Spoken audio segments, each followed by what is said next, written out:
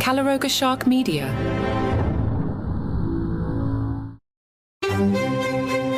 Hello and welcome to Palace Intrigue. I am your host, Mark Francis. Rebel Wilson, in her memoir, Rebel Rising, has made a shocking claim that a member of the British royal family invited her to a drug-fueled orgy at the home of a US tech billionaire in 2014. Although she did not name the minor royal in question, Wilson provided details about the party and the events that transpired. According to Wilson, she received a last-minute invitation to the party from a man who was like 15th or 20th in line to the British throne. The party, which had a medieval theme, took place at a rented ranch just outside Los Angeles. Wilson described the scene, saying, "Men were jousting on horses in a field, girls dressed as mermaids were in the pool, the property was massive, and because it was quite a drive, people had been assigned rooms to sleep there overnight." As the night progressed, Wilson recalled, "I watched the British royal flounder around while I continuously hike up my boobs. There's a huge private fireworks display, and then all of a sudden it's 2 a.m. and a guy comes out with a large tray piled with what looks like tons of candy.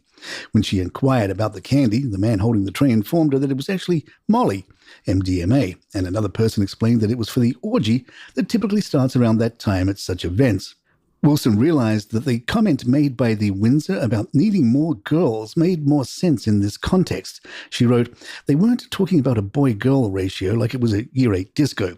They were talking about an orgy." Upon this realization, Wilson said, "Needless to say, I hike up my damsel dress and run out of there as fast as I can." It has been revealed that Meghan Markle's new podcast will not be launching until 2025, as the TV cooking show host has had to put her audio projects on hold to focus on her latest Netflix series, which will cover topics such as cooking, gardening, and friendship. After her $25 million Spotify deal for 12 episodes was terminated following the controversial Archetypes podcast, Meghan entered into an agreement with US network Lemonada Media. However, producers at her new company have decided to delay the podcast's release to avoid scheduling conflicts. A Daily Mail source stated, "The relaunch of Meghan's Archetypes podcast got pushed back to 2025.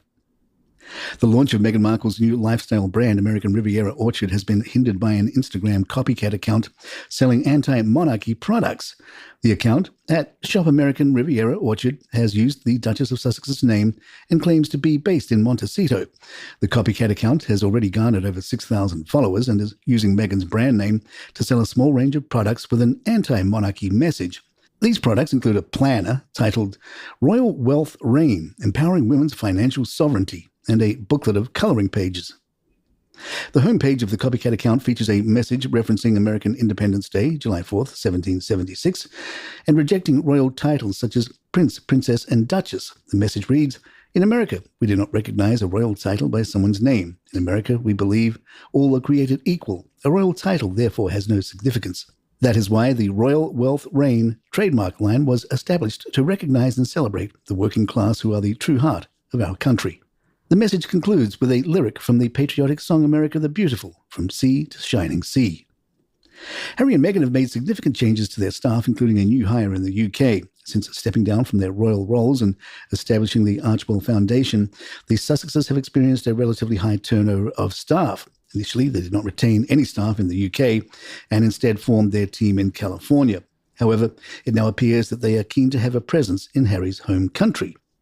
According to The Telegraph, the couple has hired Charlie Gibson, a PR executive, to act as their main point of contact for UK and European media. The 41-year-old has previously worked for well-known brands such as Haribo, Pedigree, Mars, and Cadbury. The publication also notes that Gibson has recently removed much of his personal history from social media. In addition to Gibson, the Sussexes have also brought on Kyle Boulier as their new deputy press secretary based in Los Angeles. As reported by People, Boulier will serve as the point of contact for US media. These new hires indicate a strategic shift for Prince Harry and Meghan Markle as they seek to establish a stronger presence in both the UK and the US. By having dedicated staff members to handle media relations in each region, the couple aims to better manage their public image and engage with audiences on both sides of the Atlantic. BBC royal correspondent Michael Cole tells GB News, "I'm not sure a single jar of Meghan's jam has been sold yet, and we don't even know what the price is going to be. There's a celebrity supermarket called Erewhon, which is the word nowhere back to front. Erewhon. And they sell jars of honey that have been made by the bees owned by celebrities for up to $250 a jar. This is getting very serious. She's got to make money." Palace Intrigue will be right back. In The Spectator, Lee Cohen writes under the headline, "Dear Britain, please take Prince Harry back." Per Cohen, the prince's actions defy belief. On the one hand, he claims to love his family, but in his autobiography Spare, he savages them mercilessly. He stood by while his wife accused his family of racism. He exposed private information, and through publication of his memoir, even disrespected his beloved grandparents. How can the Duke ever be forgiven considering his actions look like an appalling breach of trust?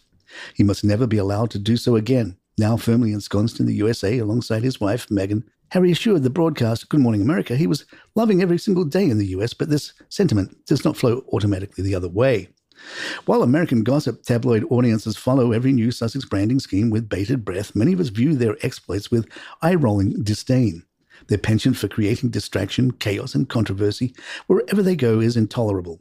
Nor does America need yet another coin-operated B-list celebrity wading into politics. No wonder the couple have become the butt of jokes, from cartoons to comedians, for it is risible, no preposterous for lifestyle brand influencers and unsettled foreign princes to inveigh on election misinformation, paid family leave, or America's free speech protections. So fine, Britain has had enough of its unhappy former golden boy, but here in America, we're not far behind in our feelings. We share the same revulsion when someone appears to sell out one's family for profit. The suggestion that they are talentless grifters will stick with the pair forever. Now, having bit too many times the hand that fed them, Harry and Meghan find themselves casting about for relevance and purpose, selling jam. Royal commentator Jenny Bond spoke about Harry potentially being asked to leave the United States. This is a sticky situation for Harry to find himself in. There seem to be only three possible conclusions. He lied in his visa application, he lied in his book, or he has been made a special case by the American authorities. All of these signal an embarrassing outcome for Harry. I suspect a way will be found to preserve his reputation and his visa, but he does seem to have boxed himself into a tight corner. Normally we leave the children out of our mischief, but we do want to share that Kensington Palace has released a new photograph of Prince Louis to celebrate his 6th birthday. We're mentioning it because the photo was taken by Kate, who sometimes makes international news due to her Photoshop skills. There had been some concerns among royal fans that a photo might not be released this year, but their fears were put to rest when the charming image of the smiling 6-year-old appeared on the royal social media feed shortly after midday. And there you have it. If you'd like to email us, our address is thepalaceintrigue@gmail.com. Please follow us on Spotify, Apple, or your app of choice. And if you like the show, hit those 5 stars on Apple. We'd really appreciate it. I'm Mark Francis. Thanks to John McDermott. This is Palace Intrigue and good times.